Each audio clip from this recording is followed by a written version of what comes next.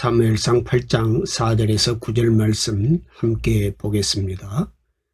이스라엘 모든 장로가 모여 라마에 있는 사무엘에게 나아가서 그에게 이르되 보소서, 당신은 늙고 당신의 아들들은 당신의 행위를 따르지 아니하니 모든 나라와 같이 우리에게 왕을 세워 우리를 다스리게 하소서 한지라. 우리에게 왕을 주어 우리를 다스리게 하라 했을 때에 사무엘이 그것을 기뻐하지 아니하여 여호와께 기도하매 여호와께서 사무엘에게 이르시되 백성이 내게 한 말을 다 들으라. 이는 그들이 너를 버림이 아니요 나를 버려 자기들의 왕이 되지 못하게 함이니라. 내가 그들을 애굽에서 인도하여 낸 날부터 오늘까지 그들이 모든 행사로 나를 버리고 다른 신들을 섬김같이 내게도 그리하는도다. 그러므로 그들의 말을 듣되 너는 그들에게 엄히 경고하고 그들을 다스릴 왕의 제도를 가르치라. 아멘. 우리가 하나님의 말씀에 순종하는 삶을 살아갈 때 간혹 하나님의 뜻과 우리의 뜻이 상반될 경우를 만나게 되지요. 그때 자기 뜻을 포기하고 하나님의 뜻에 따르는 것이 올바른 신앙인의 자세이지만 실제로는 많은 신앙인이 자기 뜻을 고집하고 하나님의 뜻과 의도를 포기하는 경우가 많습니다. 우리가 우리의 뜻을 고집할 때는 나름대로 그럴듯한 이유를 대어서 스스로를 합리화시키거나 정당화시키려고 합니다. 내 뜻이 하나님의 뜻을 이기고 압도하게 만듭니다. 오늘 본문에서도 왕을 구하는 것이 하나님의 뜻에 명백히 어긋나는데도 자신들의 요구에 그럴듯한 이유를 대어서 스스로를 정당화시키고 있는 이스라엘 백성들의 모습을 보게 됩니다. 모든 사람에게는 꿈과 희망이 있지요. 우리 모두 평생 하고 싶거나 성취해내고 싶은 것이 있지 않습니까? 이상적인 직업, 마라톤 완주, 재정적인 자유, 완벽한 자녀, 멋진 집, 사업체, 꿈같은 휴가. 어쩌면 우리는 그 소원을 먹고서 사는 것인지도 모르겠습니다. 우리는 늘 성취를 향해 달려가지요. 무엇을 할지, 누구와 결혼할지, 우리의 삶을 통해 무엇을 성취할지에 관심이 있습니다. 그러나 하나님도 그러실까? 여러분을 향해 꿈을 가지고 계시다는 것을 알고 있습니까? 두 가지 소원 사이에 갭이 있습니다. 신앙이란 그것이 메꿔지는 것이 아니겠습니까? 하나님께로 눈을 돌릴 때 그것이 가능해집니다. 오늘 말씀이 바로 그것을 다루고 있습니다. 이스라엘의 소원을 보면서 하나님의 소원과 무엇이 다른지를 보아야 합니다. 첫째는 왕을 주소서입니다. 이스라엘의 소원이 있습니다. 5절입니다. 그에게 이르되 보소서, 당신은 늙고 당신의 아들들은 당신의 행위를 따르지 아니하니 모든 나라와 같이 우리에게 왕을 세워 우리를 다스리게 하소서. 열방처럼, 즉 다른 나라처럼 왕을 세워달라는 소원입니다. 왜 이스라엘은 왕을 달라고 하는 것일까요? 왕을 달라고 하는 이스라엘의 이유는 비전 때문이 아닙니다. 가나안에 정착한 이스라엘이 주변 국가들을 보니 모두가 왕이 있습니다. 그들은 강해 보였습니다. 단합되어 보입니다. 부럽습니다. 우리도 저런 나라가 되었으면 좋겠다. 그래서 왕을 달라는 것입니다. 왕을 주소서 앞에는 우리도 저들처럼 이라는 고백이 들어가 있습니다. 이런 감정을 무엇이라고 할까요? 열등감입니다. 두 번째는 열등감은 잘못된 자기 해석입니다.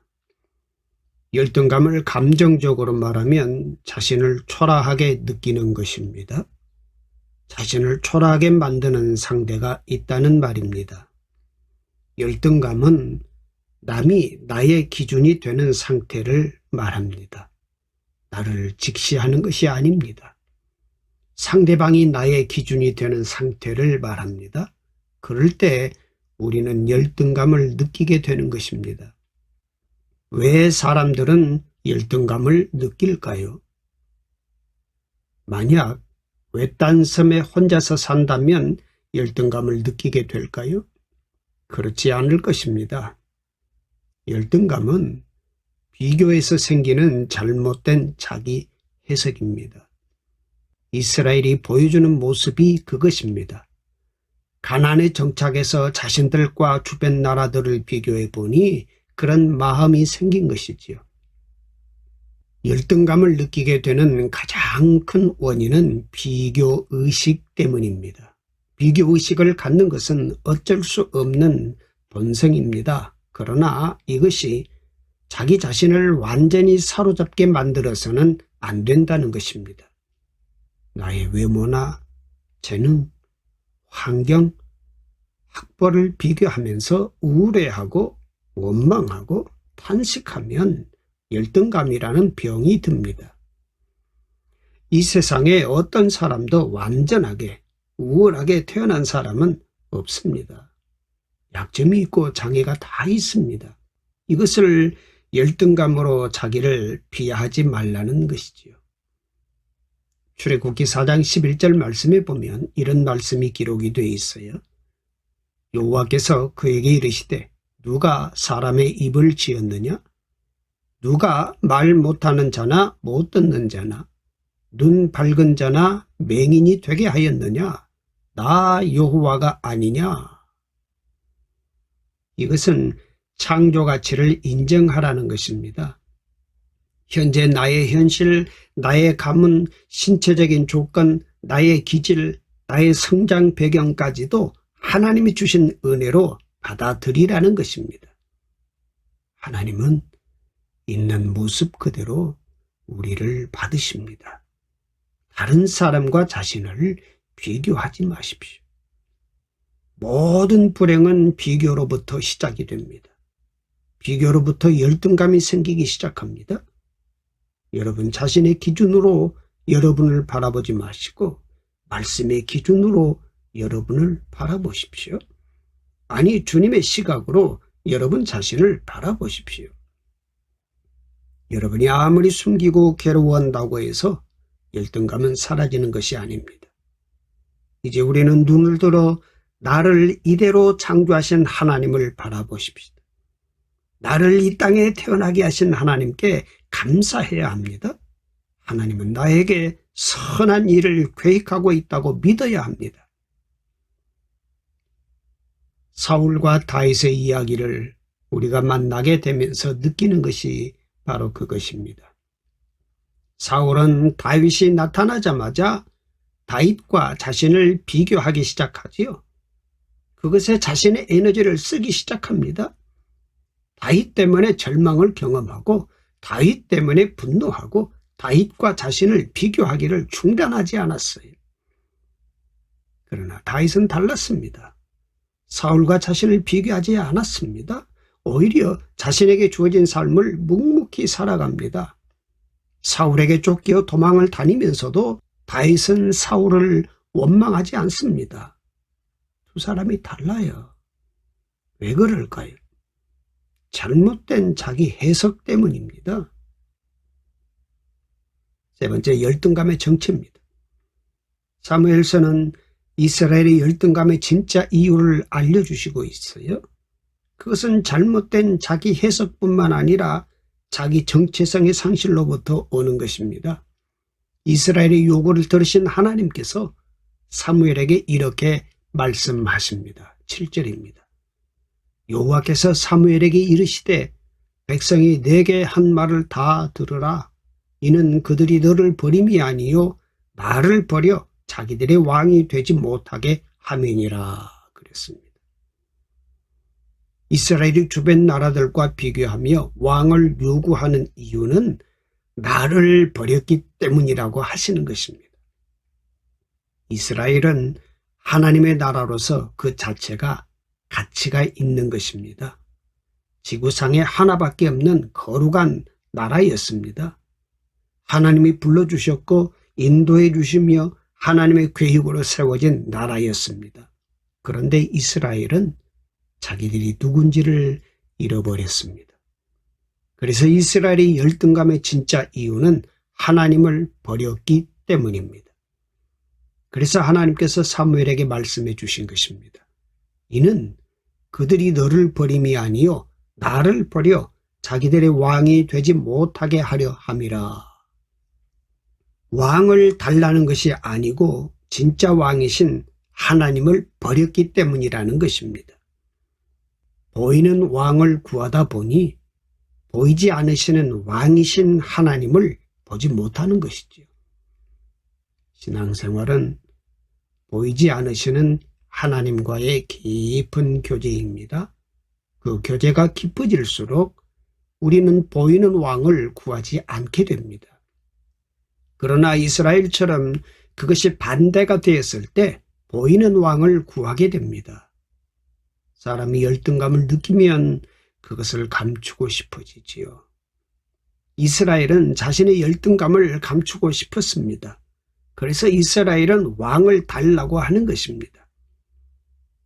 왕정에 대해 연구하고 꿈을 꾸고 비전이 되고 하나님께 구하는 것이 아닙니다. 열등감을 감추려고 왕을 구하는 것입니다. 다른 나라처럼 왕만 세워지면 자신들의 열등감이 감추어지리라고 생각한 것이지요. 우리들의 이야기가 아닌가요?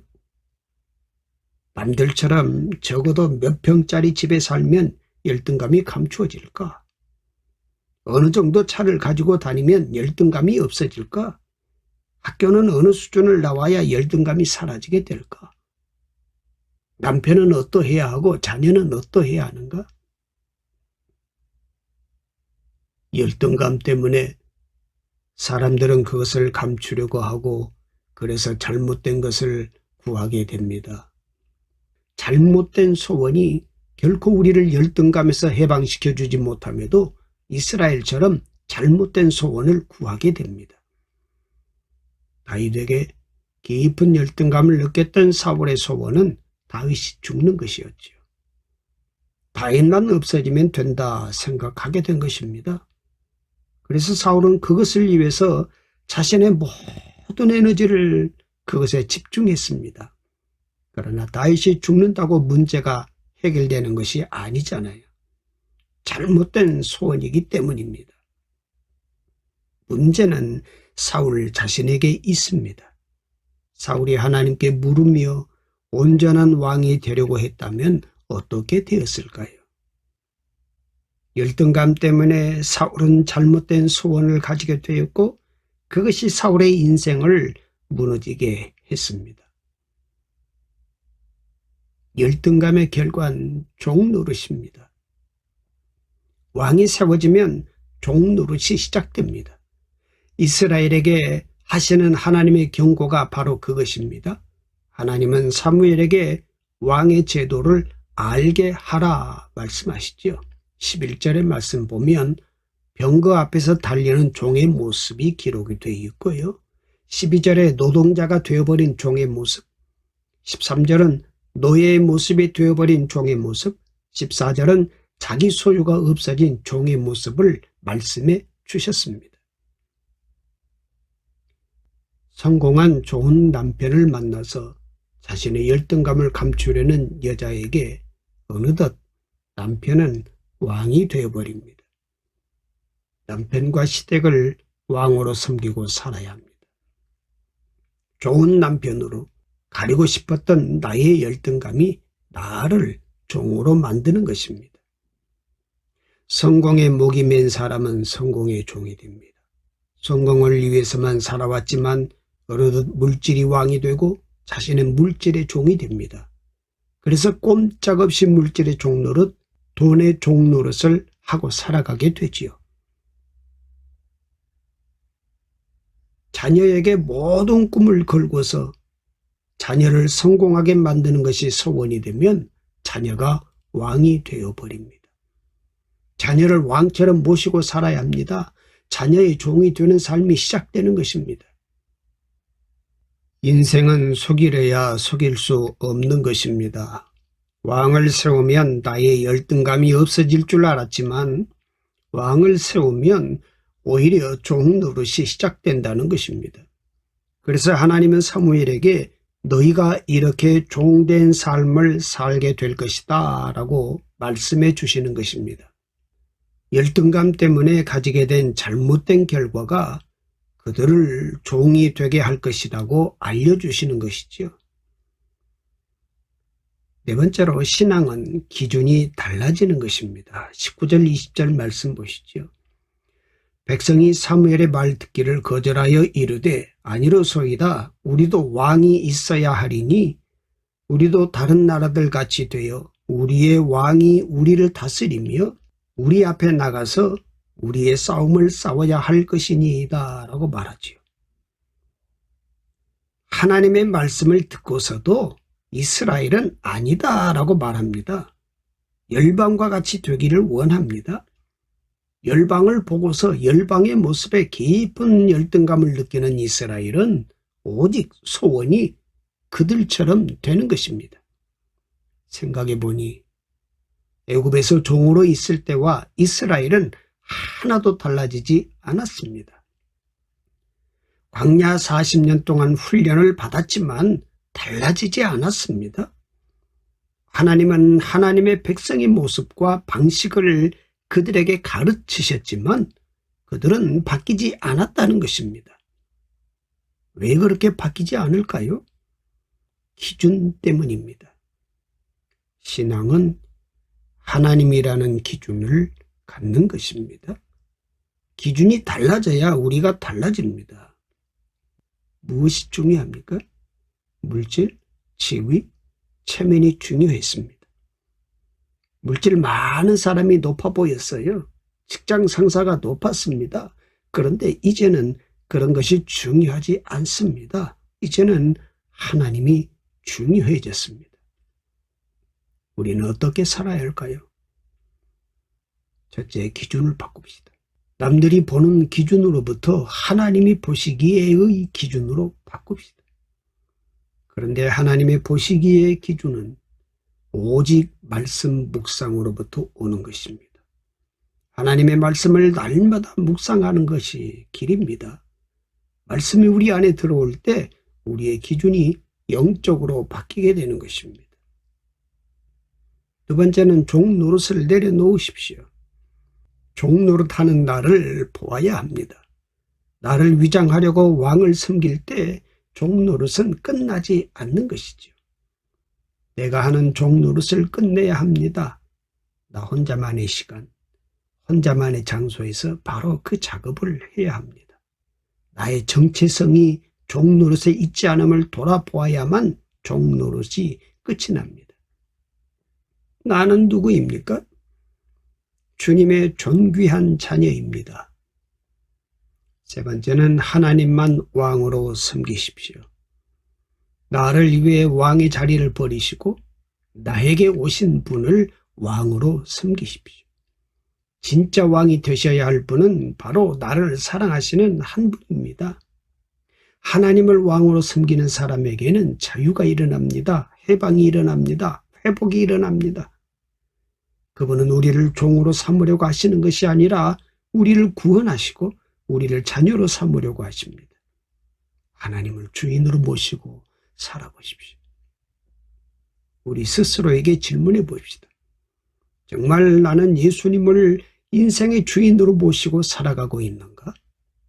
정말 내 인생 전 영역에서 예수님의 주 되심을 인정하고 살아가고 있는가?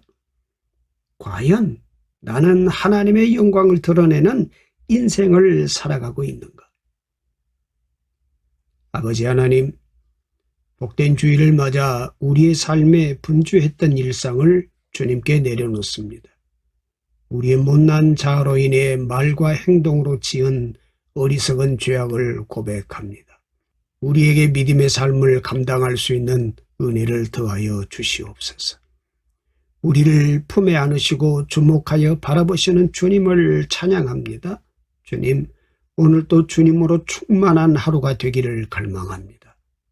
우리가 생각하고 품는 마음과 모든 행동들이 주님을 나타내는 삶이 되기를 소망합니다. 생각과 감정과 의지 가운데 하나님 뜻에 맞지 않는 모든 것을 성령의 빛으로 밝히 드러내 주시옵소서. 빗나간 자리에서 십자가 중심으로 돌이켜 성결함을 입게 하옵소서. 우리 언행과 성품과 우리가 가진 모든 것이 주님께서 계획하신 그대로 다듬어지게 하시며 하나님의 형상대로 새겨지게 하옵소서. 주님 앞에 예배하는 모든 형제와 자매에게 크신 은혜를 주시옵소서. 예배 가운데 기쁨과 감사가 회복되게 하옵소서. 이 모든 기도 우리 주 예수 그리스도의 이름으로 기도드립니다. 아멘.